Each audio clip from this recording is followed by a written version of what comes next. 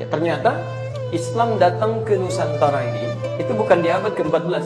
Awas hati-hati, bukan di abad ke-14. Awas, ini ada penyesatan yang disampaikan oleh Snokhobroy, seorang orientalis ya, yang kemudian diminta oleh orang-orang Belanda untuk belajar langsung ke Mekah, lalu menerapkan nilai-nilai keislaman yang dia pelajari. Bukan nilainya sebetulnya, bukan nilainya, tapi gambaran-gambaran keislaman dia bawa ke Aceh untuk menyesatkan masyarakat Aceh.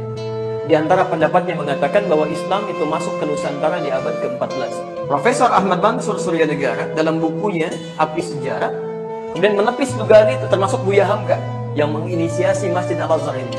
Ya, beliau punya teori dan lebih condong kepada teori ini, bahwa Islam masuk ke Nusantara bukan di abad ke-14 tapi di abad yang ke-7, di awal-awal bahkan masa keislaman. Kalian apa buktinya? Ternyata di awal-awal abad ke-7 ini telah ditemukan makam seseorang ya, yang berada di wilayah Baras, 414 km dari kota Medan, ke arah Tapanuli sana.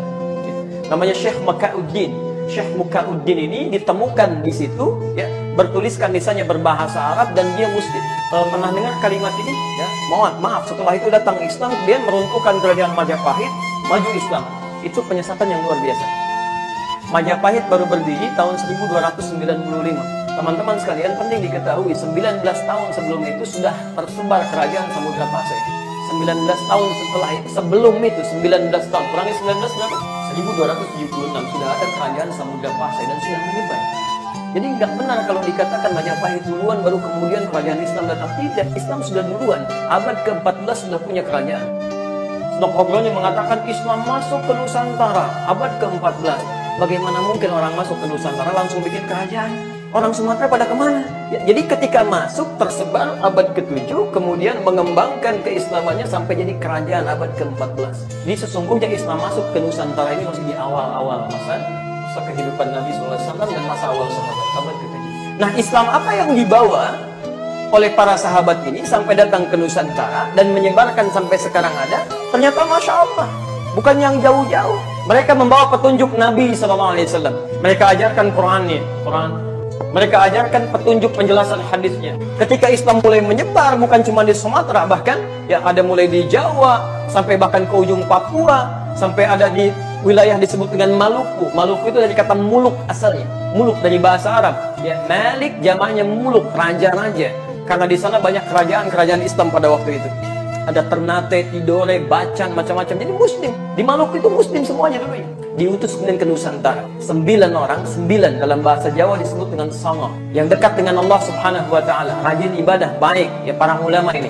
Ya, disebut dengan wali. Al-Awliya At-Tis'ah, wali Songo. Itu asalnya ulama-ulama hebat. Ada sejarahnya. Saya tidak sembarangan menyampaikan ini ya. Saya sampai ke Aceh tuh mengejar ahli nasab. Saya ke Aceh diskusi dengan ahli nasab, belajar dari beliau. Yang paling menarik teman-teman sekalian, mereka ketika datang membawa manhaj luar biasa. Dibawa diutus dengan 2 bendera. Satu bendera hitam yang melambangkan pada kiswah Ka'bah. Singkatnya 9 orang ini, ada yang berasal dari Palestina, Syekh Aliyuddin, Syekh Hasanuddin. Ada yang berasal dari Mesir, Syekh Ahmad Al-Jumadil Kubra. Beliau nanti bahkan punya 2 anak. Satu orang diajak ke Nusantara, namanya Maulana Ishaq. Ya, satu orang lagi tinggal di Mesir, namanya Syarif Abdullah. Dari Maulana Ishaq ini nanti turun keturunan-keturunan. Keturunannya siapa? Ya, pendiri 2 ormas Islam besar di Indonesia. Kiai Haji Muhammad Hashim bin Asy'ari mendirikan NU tanggal 31 Januari 1926. Kiai Haji Ahmad Dahlan mendirikan Muhammadiyah tanggal 18 November 1912. Itu keturunan Maulana Ishaq. Jadi teman-teman sekalian, yang paling menarik di sini ketika menyebar keislaman selevel Prabu Siliwangi nanti. Prabu Siliwangi itu punya kekuasaan besar. Kerajaan Hindu dari mulai Banten sampai dengan ke pertengahan Jawa itu. Ya, Jawa Tengah. Itu Masya Allah. Jadi begitu beliau inspeksi ke daerahnya, kemudian masuk ke daerah Subang, ya, Karawang, ya, dari daerah Karawang pada saat itu, kemudian menemukan seorang perempuan yang Masya Allah sedang baca Quran, indahnya luar biasa. Muridnya Syekh Hasanuddin, karena baru pulang dari Ummul Qura, maka disebut Syekh Qura. Sampai sekarang di Karawang ada pesantren Al-Qura. Tapi begitu mendengar keindahan kalimatnya, datang melihat nih perempuan luar biasa, auranya bagus.